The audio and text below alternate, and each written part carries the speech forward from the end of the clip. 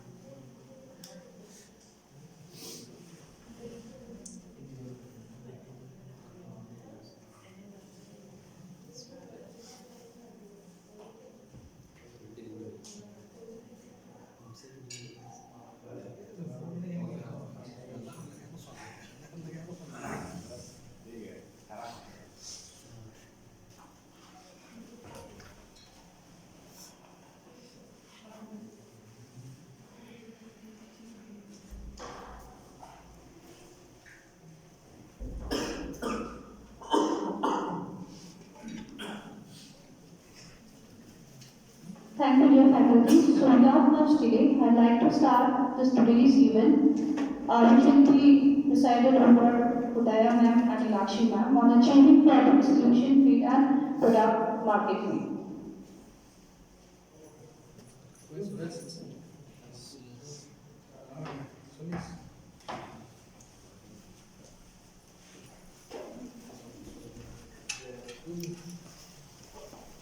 So, good morning everyone present here. I will be present on achieving problem solution fit and product market fit. The mic can just wait.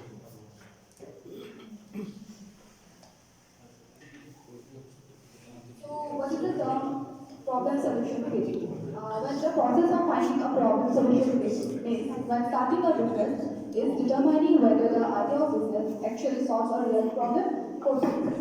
Does the business idea fit into the needs of people?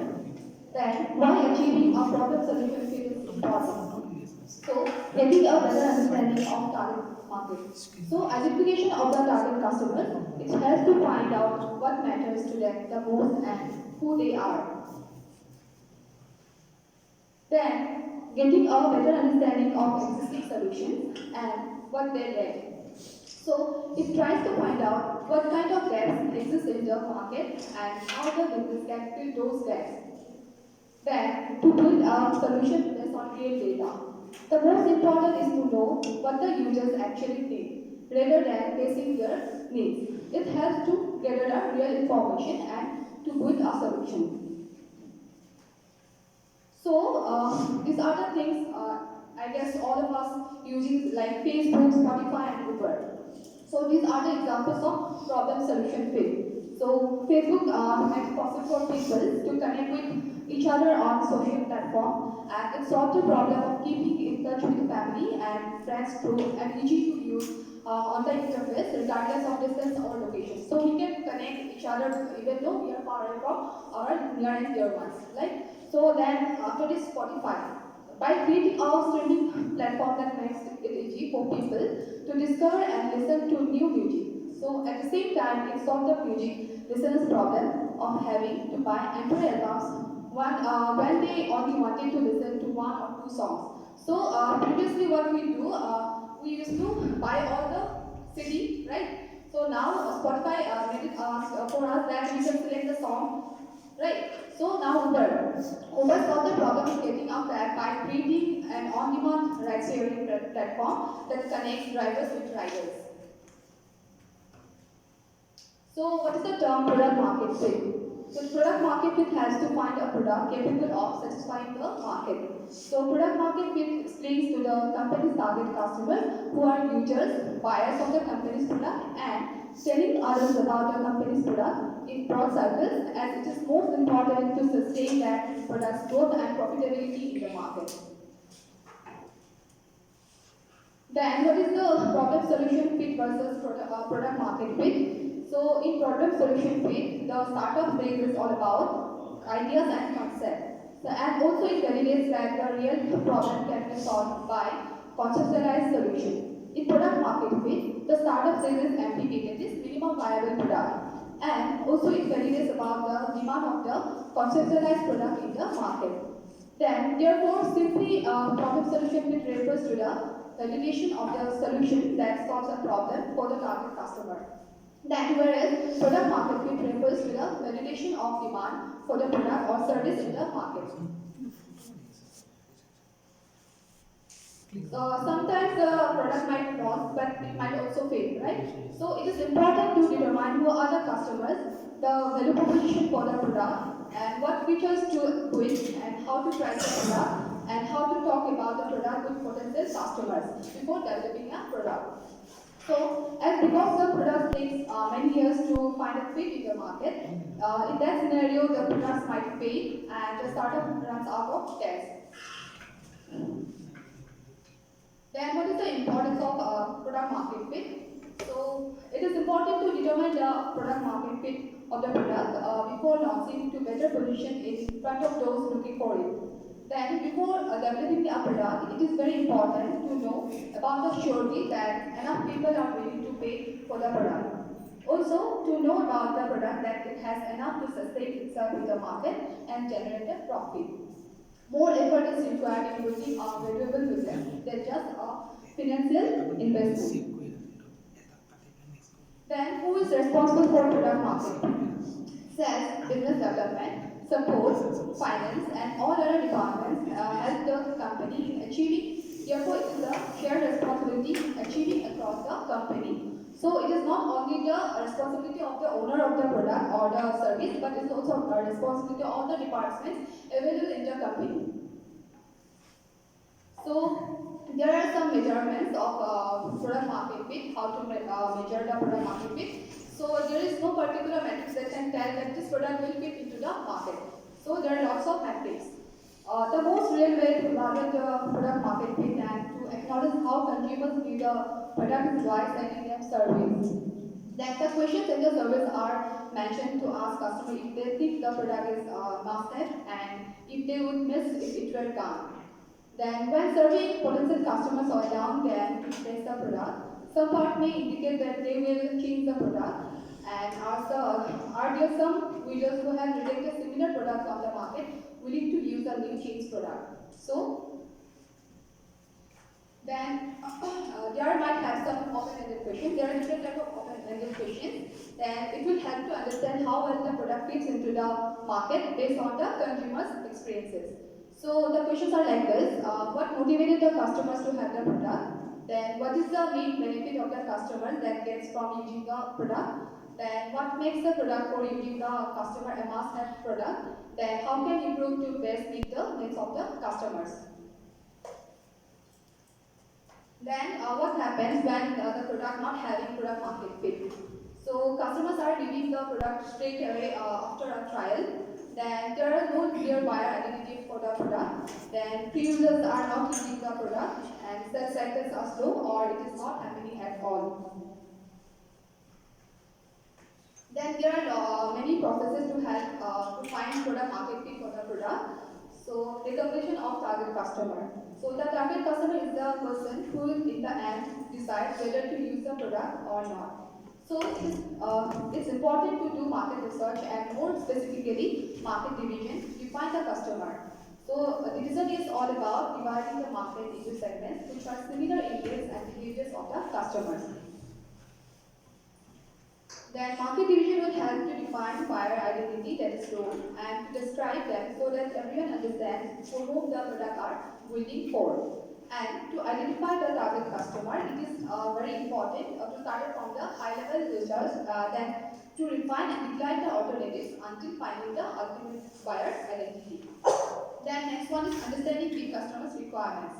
So the task is to determine the most significant needs of the potential customers. So also it is very important to find distinct needs that can create an excellent market opportunity. Then contribution as a value proposition. The value proposition is all about how to challenge the competition. The product should come up with something innovative and creative to win people's hearts and exceed their competitors. And as the market might be full of similar product makers. Then need to be included new features, test new ideas and stuff. While planning the product processes and that can excite buyers. That should be the value proposition. Then identification of minimum viable product feature set. So it is a must to start from somewhere. Can think about evolving later on. Until then, to make sure to have a full list of things MVP, that is minimum viable product. A product with enough features to attract customers and validate the product idea. So for example, if the user has to create an account with the product, then they should be able to delete it at some point. Then this is a very standard feature that MVP should have. Then creation of minimum viable product prototype.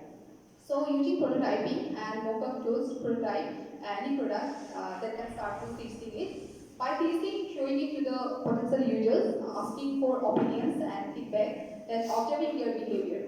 So most prototyping tools provide enough accuracy and interactivity to obtain critical feedback from customers. Then experimenting the MVP prototype with potential customers. So once getting the MVP prototype, it is time to get comments coming from the target customers. Then it does not turn to be friends or family members unless they are potential customers of the product. So because by doing this, the product is at risk to get the wrong type of feedback.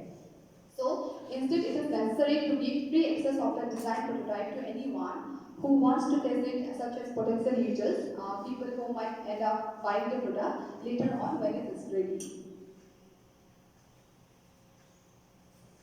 So during any kind of interaction with the customer, to make sure that you observe what they say or do while using the prototype. So asking questions to clarify things, try to get deeper to get more insights. Then, to avoid asking close questions like which involves directly yes or no. So, instead to encourage participation, brainstorming, idea generation. So, listening to the testers, identifying patterns of similar comments, and then to find ways to improve the product. So these are the processes which ensures lots of consistency and clarity to the whole MVP building and testing cycle. So with every new customer feedback, it will be helpful to find new patterns and see the real picture more clearly. Therefore, these processes are very important towards building a better product.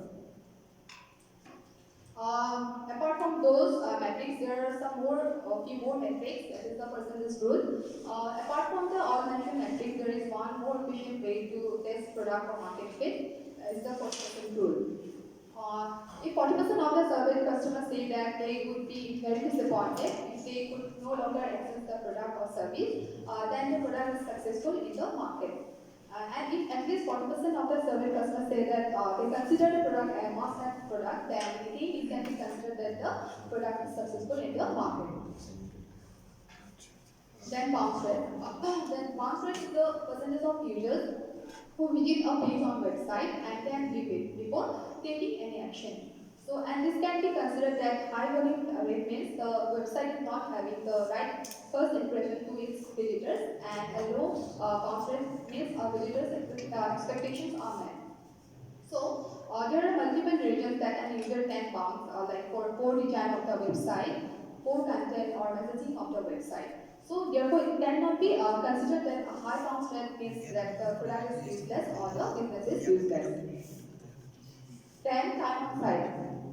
This simply the duration or the amount of time the user spends on the website, which means the more time the user spends on the website, the more they like it. Therefore, we can consider this is the another metric that can be used to test product. So a good average time on site depends on the function, the type of product, and lot of other factors. So the average time on site for different months or weeks can be compared to find a good average time on site. So and it will also help to improve the site performance. Then pages per minute. So this is simply the number of pages a user search during a single visit on the site. So if the user visits more than 5 to 6 pages, then it can be considered as a high number of pages already visited. So from this it can be predicted that the user is interested in the website or the product they see on the website. So therefore it can be said that a longer time on site and pages per visit indicates that the user experience satisfactory. Then returning visitors. So returning visitors are the ones who have been to the website once and have decided to come back.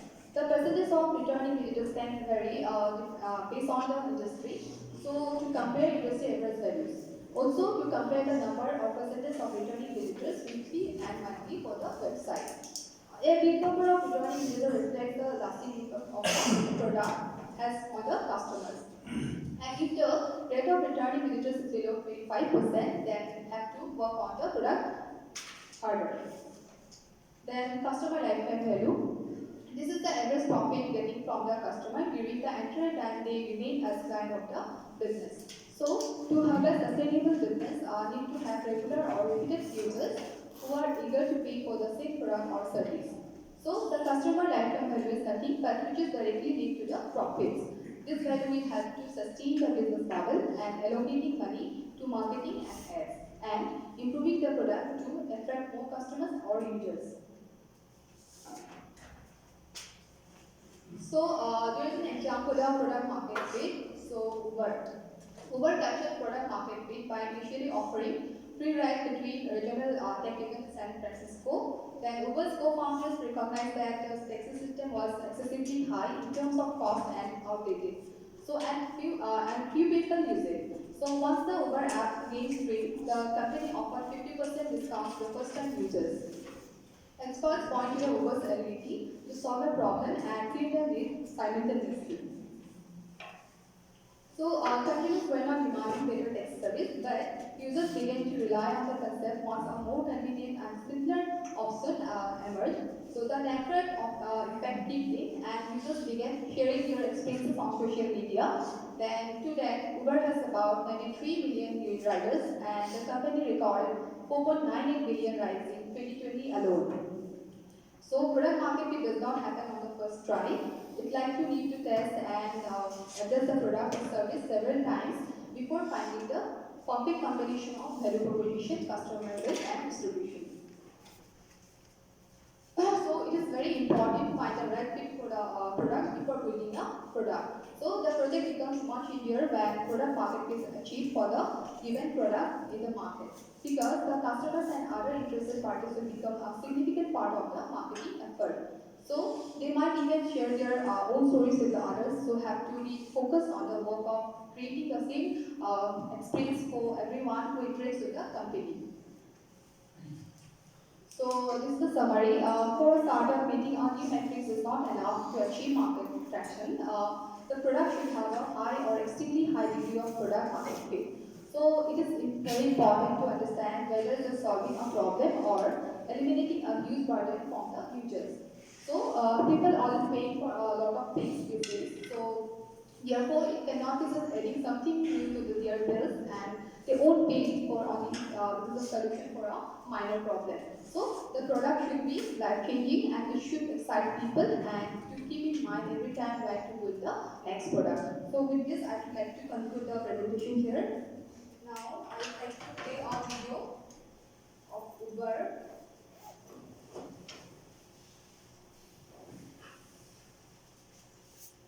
Visit our website, Startup Story, Digital Stories, and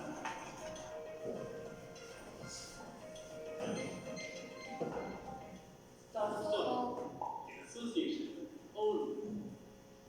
Here, how the idea came into the founders and then how they fit into the market. So the Uber success story is here. Look, Dotted. Few are those companies who blow you away and make you wonder how a business can be so cool and so awesome. Like Facebook, Apple, and Tesla.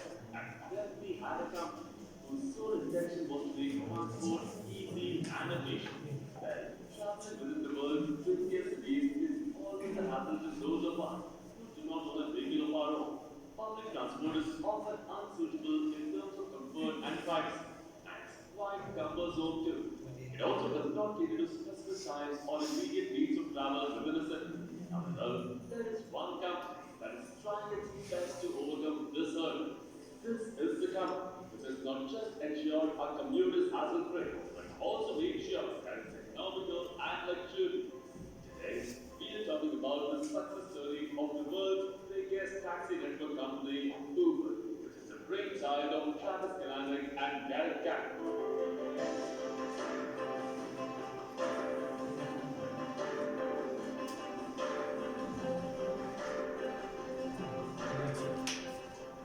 The story of the world takes us back to 2008, when Travis and Cam were attending the Web conference in Paris. Travis and Cam, like old pals, were complaining about the many crappy things we all have to deal with in life, including finding a cab when we have packed your luggage under the rails and no taxi seems to pass by.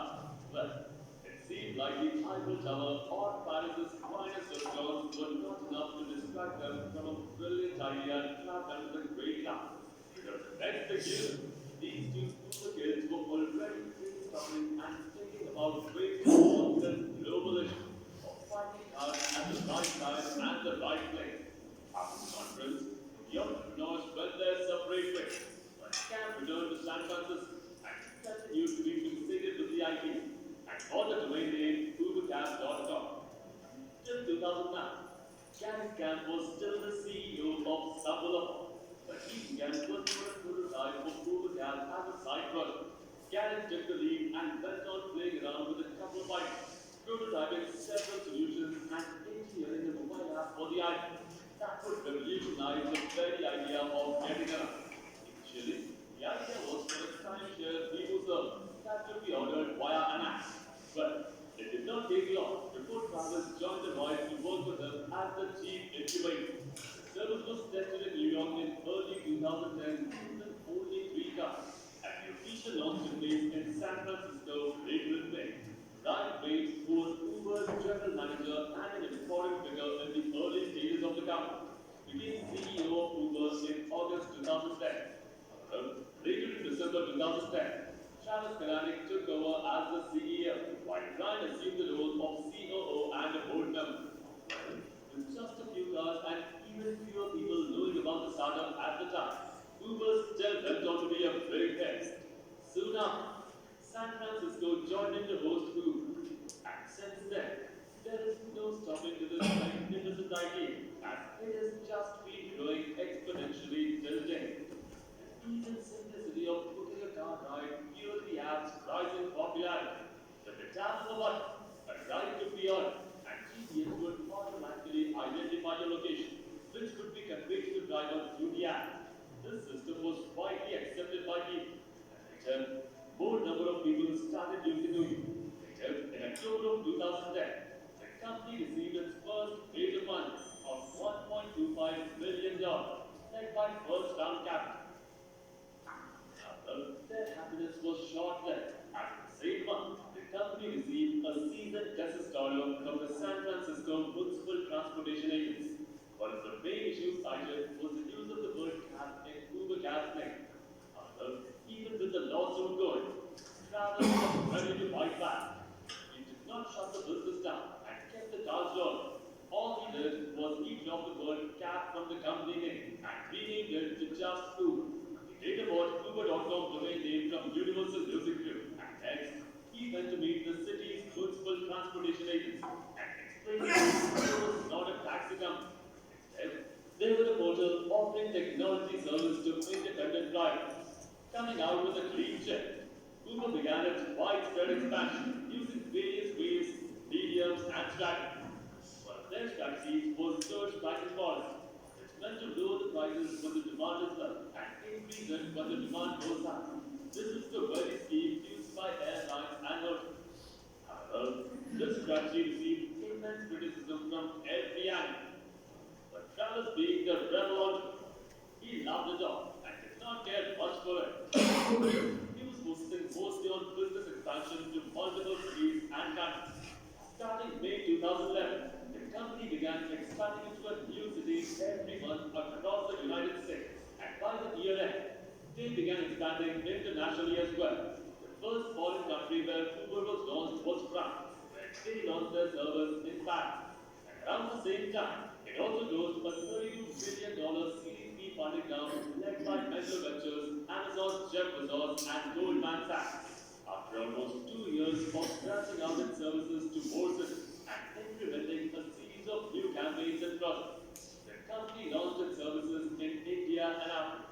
The move occurred in August 2013 after Google Ventures invested a whopping $258 million into the company as part of a Series C funding round. Now, as Google grew international, it also began experiencing disputes with governments, taxi companies, competitors, critics, and many others in a lot of regions. There have been many protests, and a lot of violence has also been seen at various levels. Failing to resolve the issues, many cities have also asked for a complete shutdown of the service. Like Travis being the new and improvised version of them, he successfully managed to make his way whenever there was an obstacle, using his mastermind tricks and strategy. He hired former Barack Obama campaign manager Dave as lobbies to mobilize public support for the service. He also launched Uber Shopper, Uber Pool, Uber Rush, Uber Essentials, and Uber Fresh in different cities of the world. Well, Travis did create his own path to fight the competitors and enemies, and to bring the company to where it is today. Uber's disruptive technology, explosive growth, and constant controversy make it one of the most fascinating companies to emerge over the past decade. The 8-year-old company has rocketed to become the highest valued private startup company in the world, valued by investors at $69 billion. It exceeds the market cap of giant companies like General Motors, Ford Motor Company, and Tesla. Today, Travis Kalanick has single-handedly managed to royally grow this business empire by negotiating with the government, the regulators, and by defeating his competitors in almost every country that Uber operates in. Startup Stories congratulates Travis Kalanick and Uber for their phenomenal growth. We truly wish it keeps growing exponentially with time. Thank you so much everyone for suggesting us to bring Uber and Travis Kalanick. So thank you everyone. Now I would like to call Neelam Sharma ma'am to present her session.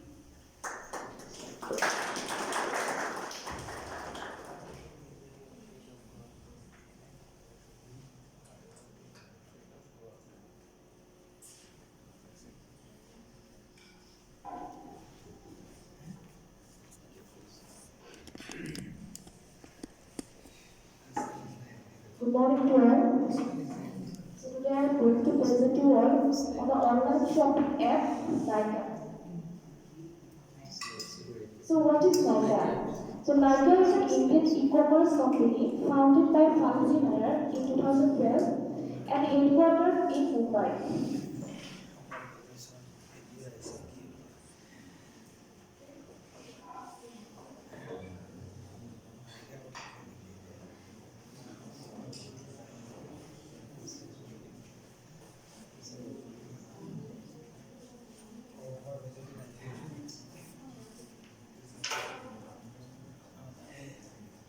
So what is Nykaa? So Nykaa is an Indian e-commerce company founded by Falguni Nair in 2012 and headquartered in Mumbai.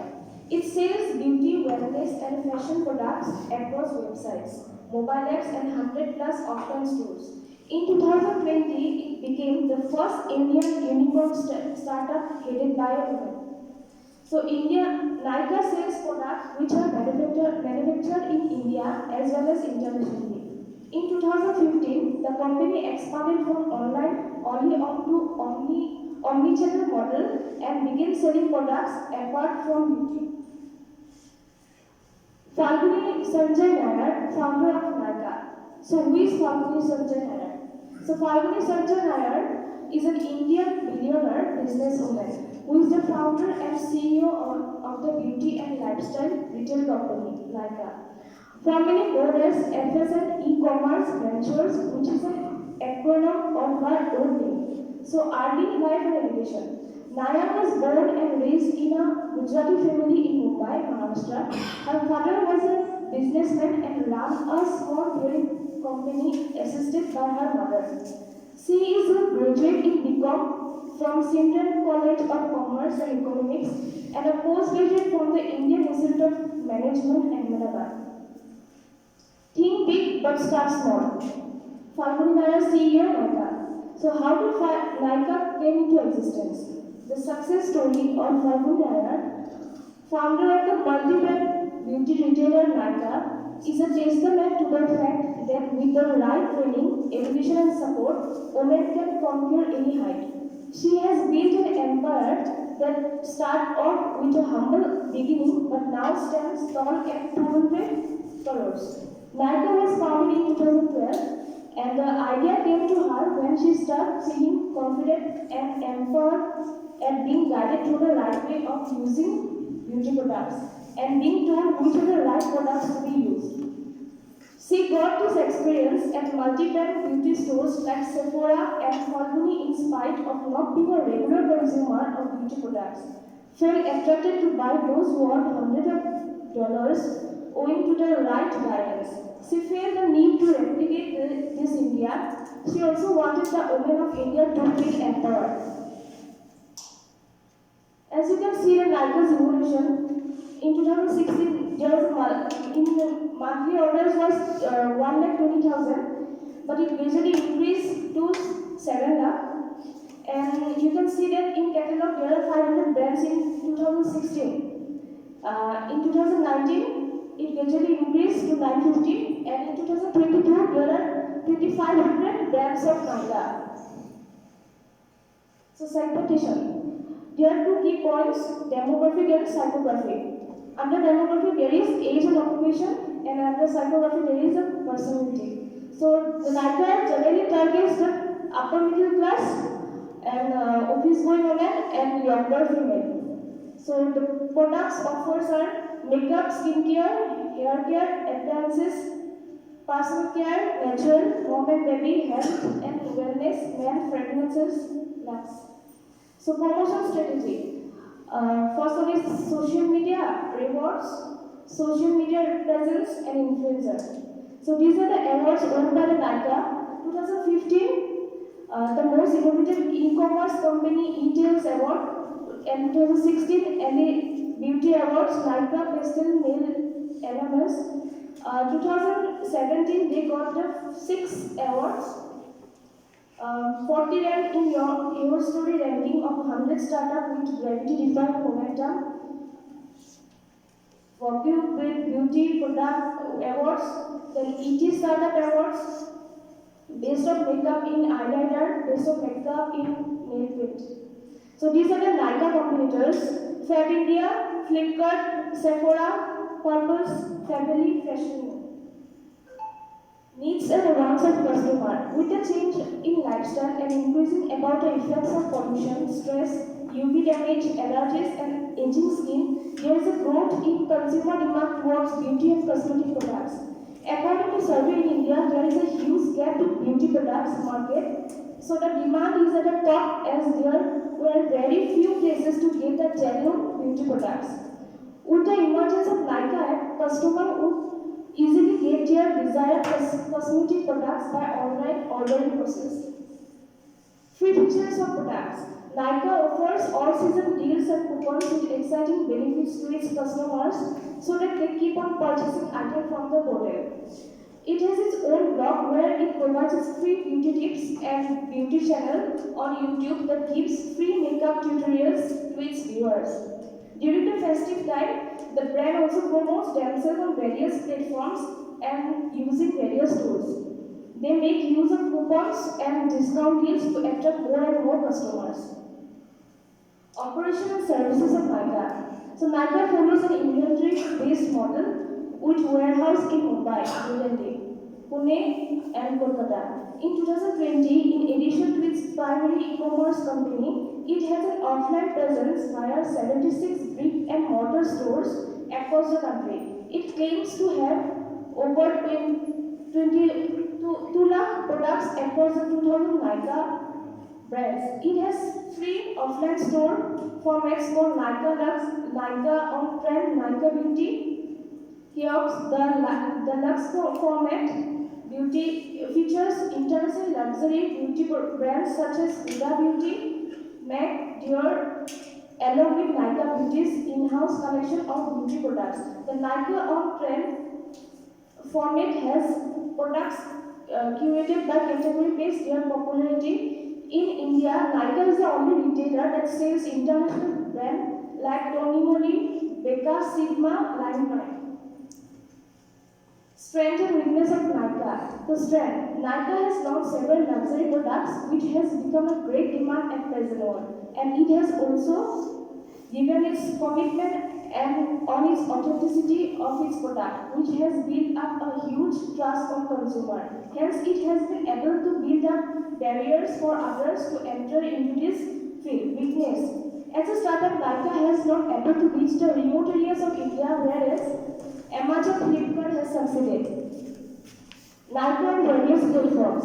Nykaa also hosts beauty and fashion content via Nykaa TV, its YouTube channel. It contains informational videos about beauty, cosmetics, and styling. Some of its notable campaigns include hashtag break the hashtag with Tapsi Panu, hashtag what makes you beautiful with Asiatic surveyor and activist Lakshmi Agarwal, beauty in-house story in collaboration with Netflix, web series Cinderella, a Mother's Day film, Rakshak special film.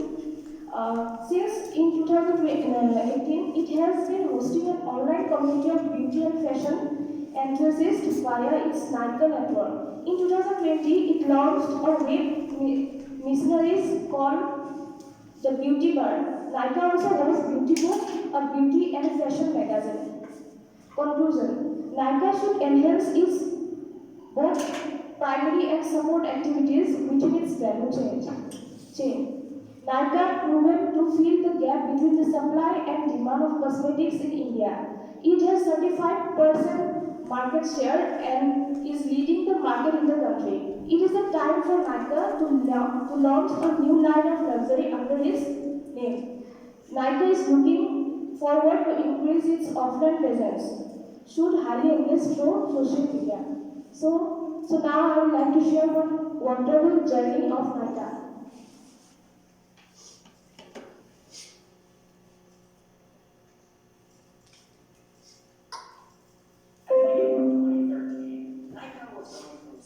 At the beginning of 2013, Nykaa was going through some challenges. 5 of its 7 member team had quit the company. And at the beginning of 2013, Nykaa was going through some challenging times.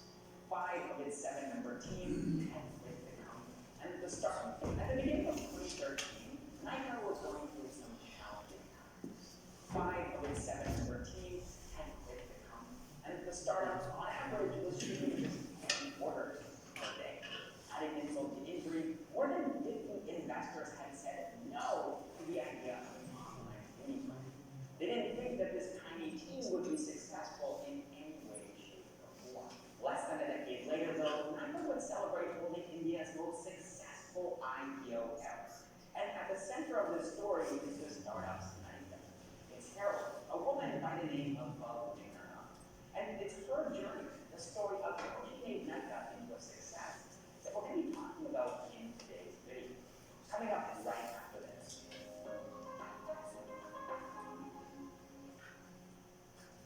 Well, Winnie Nayyar started her professional career with Copa Mahindra Bank in 1993. At the time, Copa was just an NBFC, a non-bank financial company called Copa Mahindra.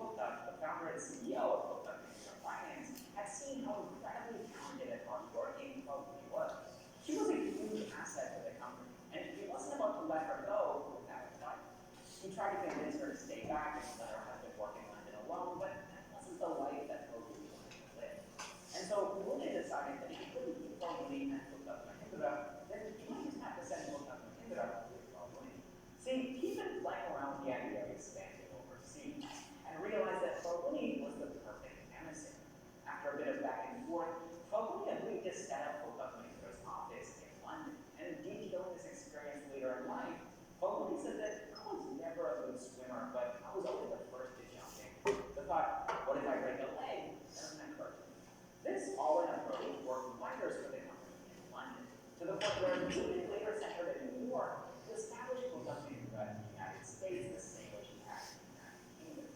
That was in 1997. Falguni, by this point, was Kota's head of international business, and while she was thriving in this role, Judith Kota decided that her skills and experience were needed back home.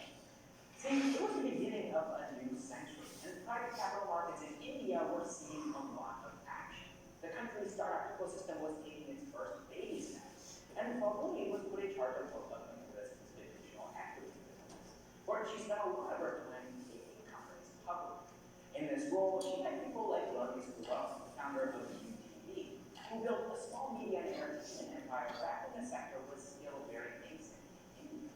The company went public in 2005 with the help of Falguni and was eventually divested to Disney in 2012. David Ditchley was another entrepreneur that Falguni attracted. He built India's first multiplex cinemas, which started off as a single location, Priya Cinema, but eventually evolved into a massive empire with PVR as its flagship brand, a company that Falguni helped to take public again in 2005, and these experiences had a profound impact on her. They brought her back to her childhood, watching her father build a family ball bearing business from scratch in Mumbai. But now, here she was, director in what was now a prominent commercial bank, watching other entrepreneurs chase after their dreams and build empires. And she was an enabler, a facilitator, but she wasn't an active participant. And she wanted to. She wanted to get in the game. She wanted to start out. And so in 2009, she made herself a promise. By the age of 50, she would become the Naika of her own life.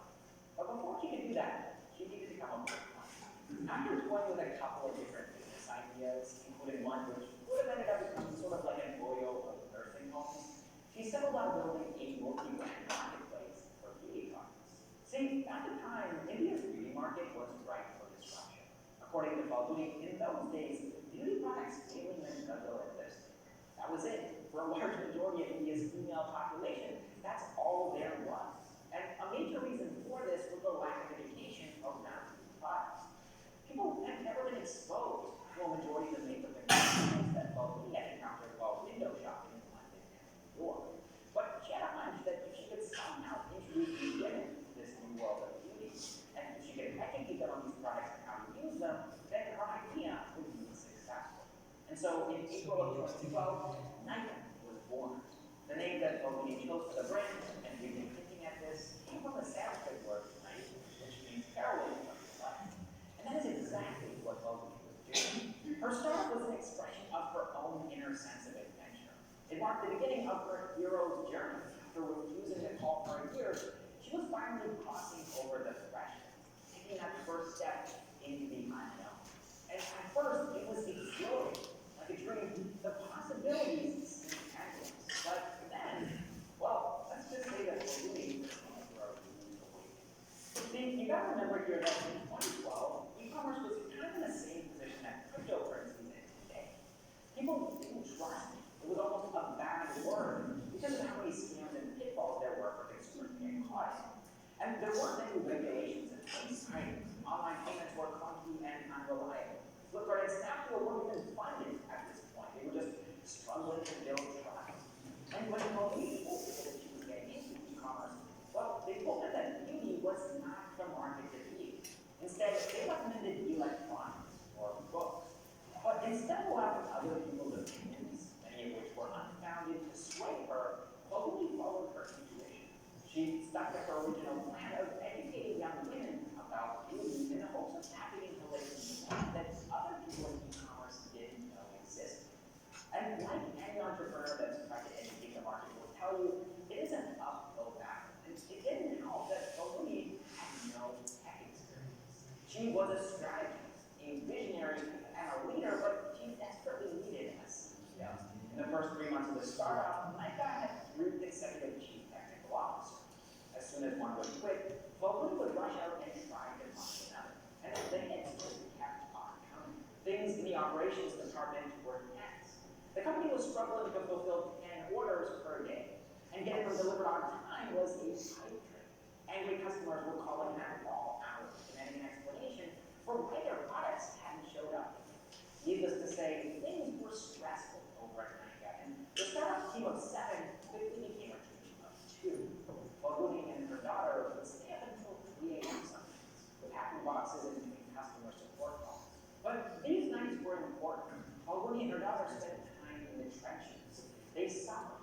lost sleep building the company.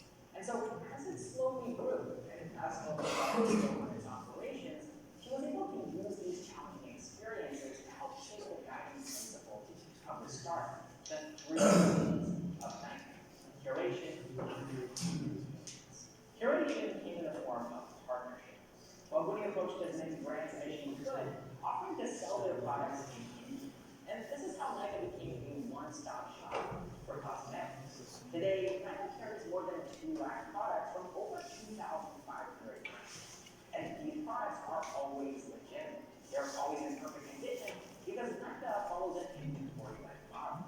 They store all of their products in their own warehouse. Everything on the website is fulfilled by Nike, which is different from other platforms like Amazon or Flipkart, which fulfill some of their items, but not all of them, which invariably results in some percentage of products being fake, counterfeit, or in the case of cosmetics, expired. Now, coming to the next C, content. Well, this is the education aspect of Nike's business that Mobile envisioned from day one.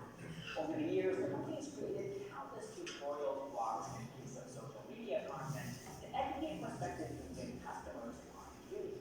This content helps them to make informed decisions on what products to buy based on their preferences and skin types. And today, according to one report, Nike actually creates more than 10% of all of the beauty content on YouTube. So this second C is huge for the company. It's one of their core tenets. And then finally, we've got convenience, the principle that we learned most about during our time in the trenches with her daughter. She hated the fact that customers were disappointed, that her startup was inconveniencing. And so as the company grew, she did everything she could to ensure that Nike's customer experience was top-notch. From exploring the platform and choosing items to buy, to checkout, to the delivery process, we wanted the customer journey to be frictionless. And she also wanted to make beauty products available offline too.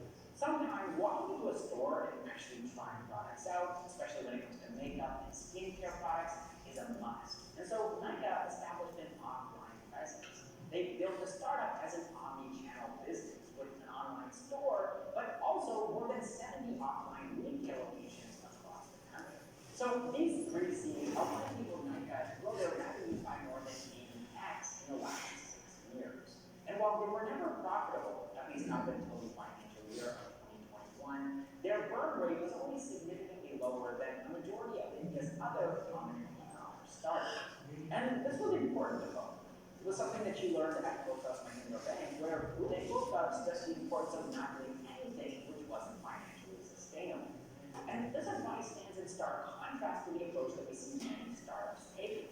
They raise huge amounts of capital from investors, giving away most of their ownership in their own companies in the process, and then they burn through it. They spend years in the red, losing money in the name of growth, and some of them do survive, and of those survivors, a handful even thrive, but Fogarty didn't want to gamble. She didn't want to sacrifice equity to grow quickly if she could grow sustainably and safely. And so that's what she did. She was planning to start its IPO as early as 2017. And as we all know today, looking back, this initial public offering was arguably the most successful in Indian history. And this success is a testament not only to how much of an impact Nike's already had across beauty, personal care, and fashion, but also to how much untapped potential there still is in.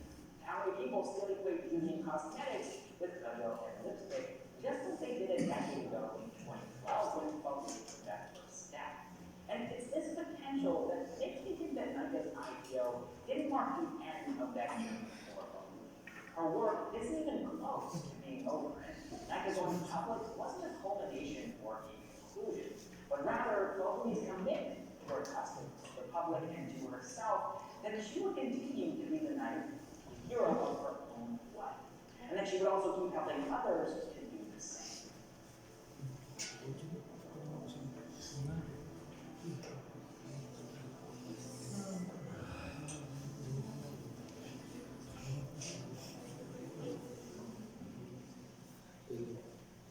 All right, that is the story of Nike, and more specifically, the story of the incredible woman. I hope you guys enjoyed it. And if you did, give us a like button, share this video with a friend or two, and also subscribe.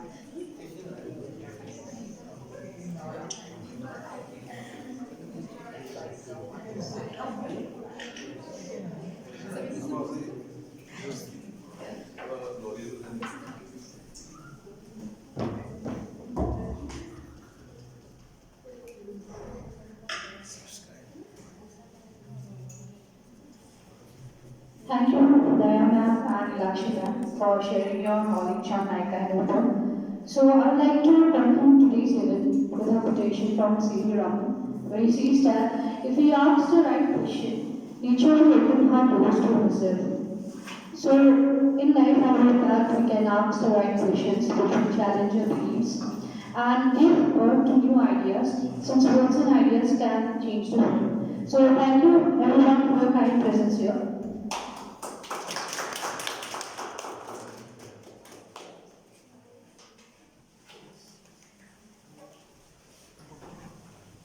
Stop.